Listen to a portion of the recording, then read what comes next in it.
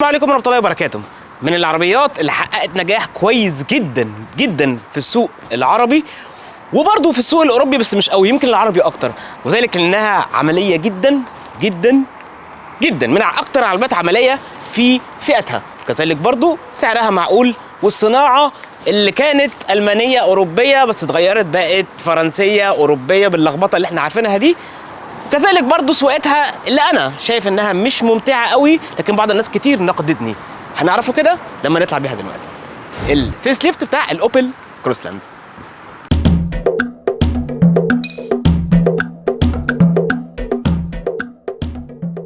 اول حاجه في الفيس ليفت الجديد ده ان هما خلوها بدل ما تبقى اوبل كروسلاند اكس بقت اوبل كروسلاند بس، شالوا الاكس، ما اعرفش ليه، من غير اي سبب، هو شالوه خلاص كانه تجديد يعني.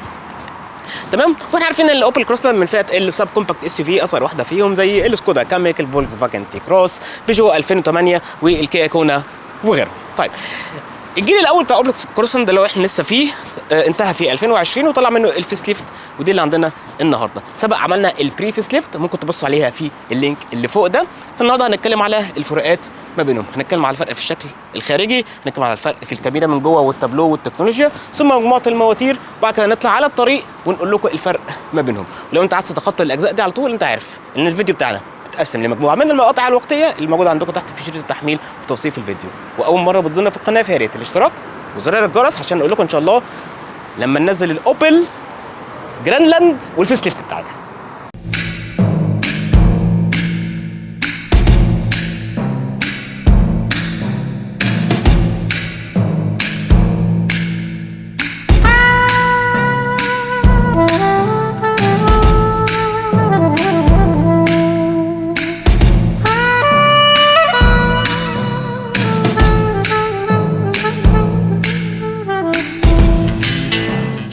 سعر العربية دي في السوق جديد بيبدأ من 23,000 يورو يوصل ل 31,000 يورو لأعلى فئة وأقوى موتور. بالنسبة للفئات بتاعتها اللي هي بتنزل بيها فهم اختصروهم لاثنين. اول واحده الانجوي، دي بتنزل بجوز 16 بوصه السبور، وبيبقى فيها كلها اسودات وبلاستيكات سودا، سواء قدام سواء من جوه سواء في الانتيريور، مفيش تطعيمات خالص، يعني تحس انها فاضيه خالص. طبعا بتنزل بالشاشه الاساسيه الصغيره ال6 بوصه. ثم اللي بعدها الاليجانس، دي بتنزل بالجنوط ال16 بوصه هؤلاء، وبيبقى فيها بقى تطعيمات الكروم والكلام ده كله. فهنشوف الفرق ما بينهم دلوقتي. طبعا انا شاورت عليها، دي اللي عندنا النهارده الفئه الاعلى اللي هي الاليجانس. وكسيفتي فالعربيه دي لا زالت كويسه جدا حسب اليورو انكاب، خدت 5 نجوم من 5، وبتنزل كستاندرد من اول فئه ب 9 ايرباكس، بيبقى فيها اي بي اس، بيبقى فيها نظام ثبات الكتروني اي اس بي، بيبقى فيها لينك اسيست، سبيد اسيست، وفرامل اي اي بي اللي هي الامرجنسي بريكنج، وبتبقى حاجه اوبشنال تنزل زياده مش في كل الفئات. من قدام الاختلافات عن البري فيس ليفت هم كتير. هنا ما فيش اي حاجه خالص، هنا بقت الكشافات النهاريه الاي دي، طبعا الليدات بتبقى دبلد 2، بيبقى شكلهم حلو قوي وانت ماشي كده على الطريق، في الليدتين هنا منورين هنا واثنين هنا، مدين صراحه شكل وافكت حلو جدا. كل بانل ده شايل الاضواء العاليه والواطيه، وكذلك برضو الفوجات الاماميه كلها في البانل ده، ما بقتش تحت خلاص، تحت هنا بس في السنسورات الاماميه. تاني حاجه، هنا الشبكه سدوها خالص عن الشبكه بتاعت اللي كانت واخده اكتر من جنرال موتورز، تمام، اللي فيها الشكل المشرومي ده، الشكل عش الغراب، تمام. فبقت مسدوده خالص، بانل بلاستيك كده لميع زي ما انتم شايفين، لان التهويه كلها بقت موجوده تحت في الاقصدام الكبير جدا. هنا بقى في تطعيمات بلاستيكيه زي ما انتم شايفين، هي واخده لون كده الرصاصي شويه، زي ما قلت في اول فئه بتبقى اسودات، بيبقى كله ده اسودات تماما، حتى هنا كل الكرومات الموجود هنا بتبقى كلها اسودات. ده يمكن اكبر تغيير. كذلك برضو طبعا البانل ده، تمام، هو طبعا مسدود زي ما قلت، شايف بس ايه السنسورات الاماميه، تمام. ممكن عايزين تشوفوا الشكل المشروم ده عامل ازاي، ممكن تبصوا على البري فيس ليفت او مثلا اوبل اسرا اللي كانت قبلها، ما قبل الجيل قبل الاخير، بصوا عليها في اللينك اللي فوق ده حاطته لكم، تمام. طيب نتحرك على الجنب. لا زالت الجنوط دي ال 16 بوصه التقليديه اللي بتنزل في الفئه دي، تمام. هنا بس معموله من لونين، مش ماشين قط حتى، هم عاديه جدا، لكن واخده لونها جرافايت ولون هنا الرصاصي الفاتح. ممكن تعمل لها لل 17 بال 17 لو انت حابب، فمختلفه شويه. غير كده هنا طبعا عندنا ازاز فمين، غير كده هو نفس التصميم الصندوقي اللي قلنا عليه، اللي هو انا بسميها الحلقه الوصل ما بين العربيات الام بي في القديمه اللي هي الاوبل ميريفا وما بين العربيات الاس يو في دلوقتي، عشان يدوك اكبر كميه عمليه في الشكل الصندوقي ده. الكرومه دي بالمناسبه برضو مش بتنزلش في اول فئه، بتنزل من تاني فئه. بس لو انت عايز تشوف عربيه اوبل وتكون بقى الشكل الرشيق الاس يو في الجميل اللي هو مش ممل قوي او مش ما يشدش العين، ممكن تبص على تقييم الاوبل اسرا برضه في اللينك اللي فوق ده، ممكن تبص عليها، كنت لسه عاملها تقييم قريب. طيب نتحرك لورا. تقريبا من هنا مفيش اختلافات خالص، الكشافات بقت يمكن اضيق حاجه بسيطه، ارشق حاجه بسيطه بالمناسبه، بس النهاريه بتبقى LED، الباقيين بيبقوا هالوجين. تمام، ممكن تعملها ابجريد بس ده بيبقى بفلوس زياده. هنا البونطه بتاعت او الفونت بتاعت كروسلاند بقى شبيه شويه بتاع الموكا، بقى مضغوط اكتر، يعني مودرن اكتر، ألذ شويه. هنا بس برضو الاكسدام اللي تحت ده عملوا فيه زي شكل كده سبويلر، لكن هو طبعا مسدود ولا سبويلر ولا حاجه يعني. وهنا في طبعا الكاميرا الخلفيه. حاجه صغيره نسيت اقولها، العربيه دي بقت بتنزل ب6 الوان مصمطه للجسم كله، ما بقاش فيه خلاص اختلاف لي السقف يبقى اسود، كله بقى لون واحد. تاني حاجه ان العربيه دي طولها زاد في الفيس ليفت نص سنتي، هو تقريبا الرفرفه بتاعت الاكسدام ده، مش في قاعده العجله ولا حاجه، قاعده العجلات هي بالظبط. الحاجه الاخيره ان نظام التعليق في العربيه دي هنتكلم عليه لما نطلع بره. الخلفي هنا اسمه سيمي اندبندنت، هشرحه لكم لما نطلع على الطريق، فما تروحش بعيد. لما ندخل جوه انا جاي لي نوع من الاحباط، لان مفيش اختلافات كتير قوي، تكاد تكون معدومه يعني. لا زال التابلو واطي شويه ومديك رؤيه كويسه جدا.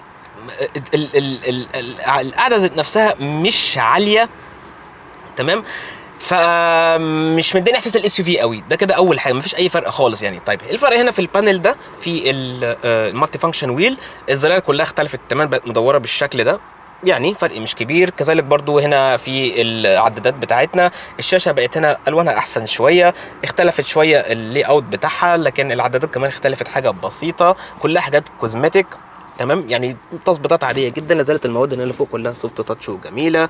هنا المكان ده ممكن تخزن فيه الموبايل بتاعك، ما فيهوش واير للشارجنج خالص، هياخده هو بالعرض، مفيش اي مشكله. واثنين فتحتين يو اس بي، فتحه مخرج 12 فولت. مفيش مود سواقه هنا في العربيه دي خالص، ما فيهاش سبورت حتى، تمام. لكن هنا طبعا التراكشن كنترول واللينك كيب اسيست وانظمه الامان بتاعتك، وهنا الباركنج بتاعك والاوتو ستوب بتاع العربيه. طيب يمكن الاكبر اختلاف عندنا في الشاشه دي، هنا دي الشاشه الابجريدد، في حتى في اول فئه بتنزل بالشاشه ال7 بوصه، دي الشاشه 8 بوصه. هي السيستم بتاعها بسطوه شويه وخلوا الجرافيكس بتاعته احلى. فمثلا هو حاطط لك هنا الشورت كاتس، التعامل كله من خلال الزراير، فمثلا بتدوس على اوديو بيجيب لك هنا الاوديو بتاعتك والميديا بتاعتك والكلام ده كله، ماشي. النافيجيشن لو دخلت عليها، الشاشه دي بس بتنزل فيها نافيجيشن اللي هي الاكبر يعني، الصغيره ما فيهاش. الصراحه بقت احد شويه النافيجيشن، الوانها بقت احسن كتير. قبل كده الالوان اللي قبل كده ما كانتش عجباني قوي الصراحه، لا هنا بقى بص، بقى في الوان بيربل كده وفايلت واحمر، وبقت فيها شويه 3 دي، وحطيت لك شويه شادوز موجودين، فاتحسنت شويه يعني، تمام. خش بعد كده على المنيو اللي بعدها، هنا التليفون بتاعك، بعد كده الست هنا جايب لك السيتنجز بتاعت العربيه بتاعتك، الاوديو والسكرين والكلام ده كله والبروفايل بتاعك. ثم بعد كده هنا بتربطها، لو انت رابطها بالاندرويد اوتو او الابل كار بلاي او الابس اللي انت عامل لها كونكشن، هم بسطوها خالص. عندنا الاندرويد اوتو لو شغلناه هنا، هو جايب لك ان هو بيملى الشاشه كلها، وانا شغلته واتحركت بيه كتير وجميل جدا ولذيذ. واخر زرار خالص هنا هو طبعا هو ايه، السيتنجز بتاعت الفيكل سيتنجز، لما تدوس عليها كده بيجيب لك الفيكل سيتنجز بتاعتك. الالوان زي ما قلت بقت الريزوليوشن اتحسنت حاجه بسيطه، لكن السيستم بقى ابسط شويه، وانا بحب البساطه الصراحه، انا من مؤيدي البساطه. لو اتعودت عليه وخدت عليه يبقى بالنسبه لك سهل جدا. والشاشه دي على فكره احلى من الشاشه الثانيه بكتير، يعني لو تقدر تجيبها بالابجريد، الشاشه 8 بوصه دي هي افضل بكتير جدا الصراحه. هنا حتى نفس التكييف اللي موجود، نقل الحركه الاوتوماتيك، بصوا اللي هو بينزل، شايفين لازم تحركه كده، القديم اللي هو التوركو كونفرتر العادي خالص. هنا لازال برضه الشكل الغريب جدا بتاع فرامل اليد، ومسند الايدين اللي هو ده بينزل من تاني فئه، ما بينزلش من اول فئه، خلي بالكم. مش معمل لك اي مساحه تخزين هنا. هو حلو وانت بتسوق الصراحه، جميل ان هو طويل بتسوق، لكن هو عيبه طبعا لو انت بتنقل هيضايقك شويه. فرامل اليد لازم ترفعها ثم تنزلها، تمام. وكل حاجه زي ما هي برضو، نفس الحاجات هنا الموجوده. المرايه هنا بس اختلفت شويه، عملوا فيها زي كسره كده، لكن ما فيهاش برضو اضاءه لازالت. مساحه التخزين هنا برضو مش بطاله. بص بتشيل الازازه الواحد ونص لتر ديت بالعافيه الصراحه، يعني لازم تحشرها كده، كان هتاخد المكان كله. درج التابلو هو بالظبط. لكن هنا في تاني فئه زي ما قلت في شويه جلد كده موجود في الكراسي، تطعيمات بسيطه، لكن بقيت هنا القماش الصراحه هو ذات جوده جيده مش وحشه.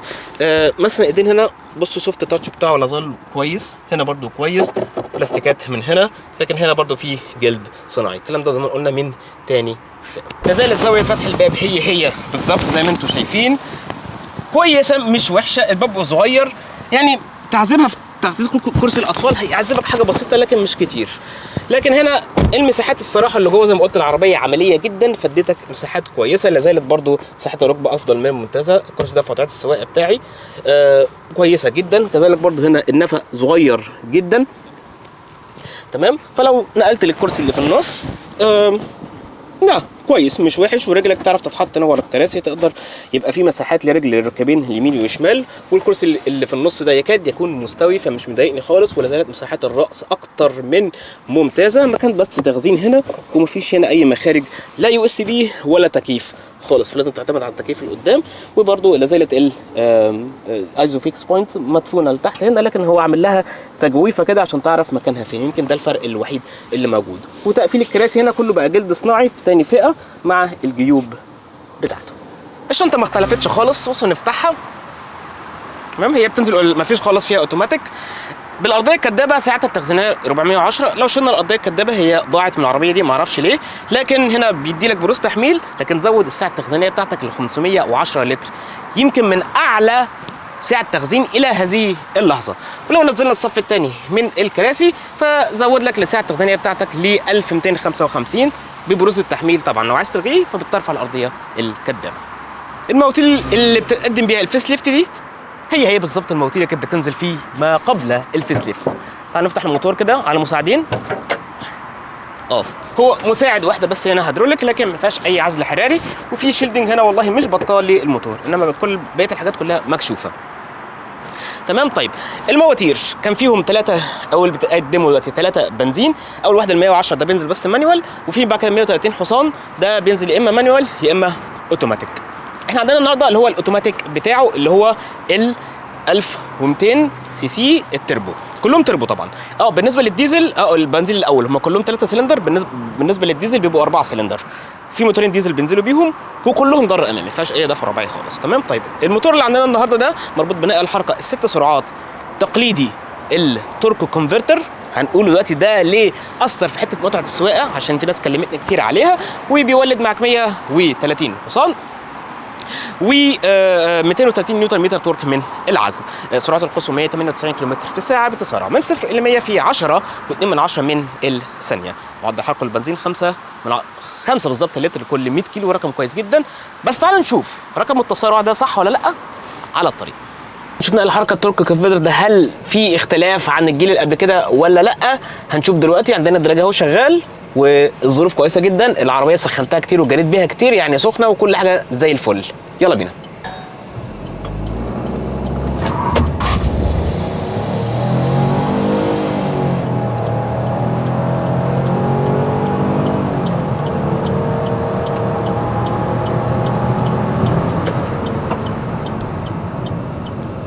ممتاز اهو، جبنا الرقم فيه 10.8 من الثانيه، ممتاز يعني ما بعدناش خالص يعني عن الرقم يعني. انا هبتدي في السواقه دي بالرد على سؤال مهم جدا وعلى انتقاد جالي في الفيديو ما قبل الفيس ليفت. كل ما قلت استنتاج في الاخر ان العربيه مش ممتعه في سواقتها، لقيت سيل من ناس بتناقش، ناس بتنتقد، وناس بتشتم، وناس تانية عادي خالص ما اتكلمتش. والكومنتات عندكم قدامها، ممكن تبصوا عليها في اللينك وانا حاطط لكم الفيديو فوق. طب ليه؟ انا قلت ان العربيه دي مش ممتعه نسبيا في سواقتها، ما قلتش انها مش ممتعه خالص، وفي نفس الوقت هي مش ممتعه بطريقه انها تكون عربيه رياضيه. اول حاجه العربيه عاليه تمام. نظام التعليق بتاع العربيه دي اللي هو زي ما قلت الاندبندنت ريل سسبنشن، هو قايم الريل سسبنشن ده على ايه؟ ان هو مش زي المالتي لينك تمام، ان هو تماما مستقل ويديك الاريحيه اللي انت عايزها، لا هو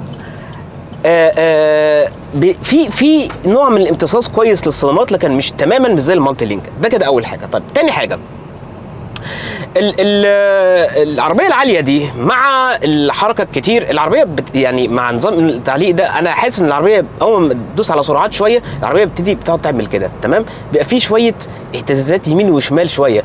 عربيه اس يو في عشان يبقى عندك القوه دي في العربيات فلازم ينشفوا نظام التعليق قوي، وهو عشان ما ينشفكش ان هي عربيه عائليه فهو خلاها تبقى طريه عشان تمتص معاك الصدمات.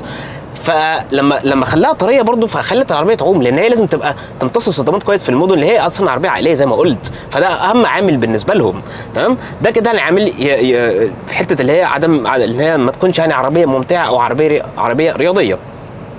ثالث حاجه نظام العربيه دي الطاره بتاعتها هي خفيفه جدا، عاملينها خفيفه جدا جدا، ناعمه جدا في وضع الثبات. انت ممكن تركن اهو تلف عجله القياده بصبع واحد بس وتركن. بالمناسبه الكاميرا في العربيه دي لو انتم بصينا عليها، الكاميرا في العربيه دي اتحسنت عن قبل كده، بقت كاميرا 180 درجه مش 360. فاللي حصل ان هو وانت بتركن اهوت بيرجع بيجيب لك الزوايا الركن، هي مش الريزوليوشن بتاعتها مش حلوه قوي، لكن وانت بترجع هو جايب لك زوايا الركن ويجيب لك برده الكاميرا اللي هي بتمسح اللي حصل قبل كده وتسجله لك على السيستم بتاع الكاميرا، تمام؟ وزي ما انتم شايفين كده اول ما تقرب ليه اي اوبجكت هي على طول تقلب لك كاميرا لفوق اللي هي 180 عشان تشتغل، عشان يقول لك انت ايه بتقرب قد ايه وما بتقربش قد ايه وكده يعني، تمام؟ فهي كويسه اتحسنت يعني. يمكن اختلاف تاني برده في الفيس ليفت، تمام؟ نرجع تاني لثالث حاجه. فهي لما العربيه عجله القياده مع انها خفيفه تمام زي ما قلت، بس بتيجي تطلع على الطرق زي دي اللي احنا الدوليه اللي احنا فيها دي فبتتقل بطريقه كويسه، لكن الميكانيزم ده مش بيخليها عربيه رياضيه. العربيه الرياضيه معناها انها المفروض تتقل جدا، حتى لما تكون في وضعيه الثبات مش المفروض انها تبقى خفيفه قوي، فما بيدكش المتعه اللي انت عاوزها، هو بيديك راحه، هو بيحاول يديك راحه اكتر من عربيات تانية، تمام؟ حتى اكتر انا شايف ان فيها شويه عوامل راحه اكتر من عربيات زي مثلا البيجوات، انا عجباني اكتر، تمام؟ في سواقتها يعني، خلينا نقوله ان توتال، فدي عامل مهم جدا. رابع حاجه، العربيه دي كام سلندر؟ 3. ازاي عربيه ممكن تكون انها تبقى ممتعه تبقى 3 سلندر؟ حد يقول لي 3 سلندر. بص ادوس بنزين، سامعني الصوت؟ ال3 سلندر ازاي تكون ممتعه؟ حد يفهمني، ده مش معقول. العربيه 3 سلندر صوتها بيعلى جدا، الموتور بيعلى جدا، اوكي هتديك سرعه وهتديك 130 حصان هتاخدهم وكل حاجه، وهتمشي وتتسارع بيهم وتتخطى وتطلع على الطريق السريع، وطلعنا على الطريق السريع بيها وتخطينا وسافرنا وجبنا فيها 130 و140 وزي الفل، لكن هل هي ممتعه؟ لا. خلاص، دي الاربع عوامل. طيب ايه الحاجات بقى اللي تشفع لها ان هي فيها نسبه من الامتاع؟ اول حاجه ان العربيه هنا نظام التعليق بتاعها مدعم بيه انتي رول بارز زي عربيات كتير حديثه يعني كانوا موجود، فده بيقلل موضوع الالتزام بتاع العربيه والميل بتاع العربيه في الملفات، تمام؟ دي كده اول حاجه. تاني حاجه موضوع نقل الحركه الاوتوماتيك التوركو كونفرتر، هو احسن من الديوال كلاتش. لو ركبت عربيه فولكس فاجن كلها مثلا اتكلمت عليها، ممكن تبص مثلا على التي روك، حاططها لكم في اللينك اللي فوق اهو، ممكن تبصوا عليها. الديوال كلاتش فيه شويه عيوب احنا عارفينها، سواء الانطلاق من وضعيه الثبات، فقد عزم، تمام؟ على الطرق مثلا على السرعات المتوسطه لما تحط ريفتنج وتحط جامد رجلك على البنزين جامد، في فقد عزم كده العربيه بترجع ورا ثم بتنطلق تاني، وكذلك برضه على المطلعيات، الكلام ده كله مش موجود هنا. توركو كونفرتر كلاسيكي جدا، فده التوركو كونفرتر اداؤه هو احسن من احسن الاداءات كتسارع او يعني كمعامله او كعنف في نقله الحركات بتاعك. ثالث حاجه المانيوال مود برضه فيه مشكله، لما بتدوس عليه اهو بياخد وقت طويل عبال ما ينقل النقله بتاعتك، فهو مش يعني مش ممتع يعني يا جماعه، فده عادي يعني، ده عربيه مش ممتعه.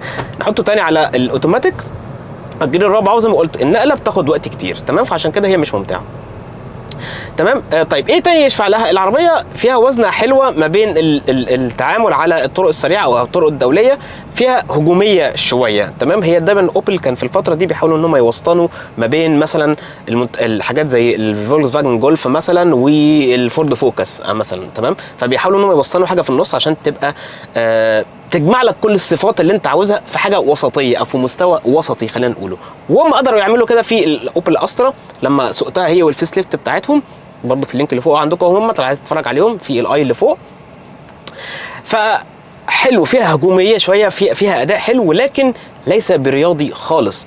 حتى حته ان انا المفروض يبقى في، حتى لو ممتع يبقى في حاجتين، يبقى في عندك الجير شيفت تبقى هنا تعرف تنقل كل شويه، ويبقى في سبورت مود. انا ما عندناش سبورت مود في العربيه يا جماعه، هو ما فيش اي مود سواقه اساسا، تمام؟ فازاي ممتعه؟ فدي اجابه السؤال، عشان انا مش هقعد اشرح الكلام ده كله في الكومنتات، انا جاوبت عليه في سواقه العربيه دي. الفروقات بقى بينها وبين الفيس ليفت ولا اي حاجه، هي بس الكاميرا اللي قلت لكم عليها، الكاميرا الخلفيه. الكاميرا الاماميه ما كانتش موجوده عندنا قبل كده، هي موجوده عندنا وجايبه لي السرعه القصوى قدامي عشان هي بتلقطها من العلامات المروريه، بس كده مفيش اي فرق تاني. شكرا.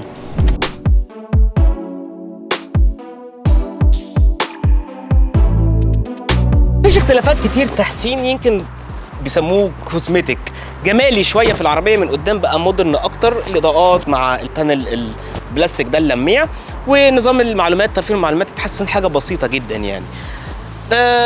حتى ان هم اختصروا بقى كله بقى في اتنين فئتين بس، انا شايفها حاجه لذيذه، عايز تزود ممكن تزود، لكن الفئه الثانيه دي اللي انصحك تجيبها لان هي فعلا اجمل بكتير من الفئه الاولى. بس كده، غير كده كل حاجه زي ما هي بالظبط. عربيه تتجاب عمليه جدا، عائليه جدا، تكفي عائله مثلا من طفلين بالمستريح. في الاخر طبعا كعادتنا التشيك ليست، مختصر العربيه. انت وصلت لنهايه التقييم، يبقى اكيد عجبك اسلوبنا في التقييم. يمكن انا ببقى اوفر شويه، ببقى سريع شويه، معلش حقكم عليا، بس انا دايما كده ايه الاكشن بياخدني يعني. عايزين نعمل لكم تقييم لعربيه ثانيه؟ قولها لنا في التعليقات تحت وانا تحت امركم. الاشتراك من الزرار اللي جنبكم ده. نشوفكم الحلقه الجايه.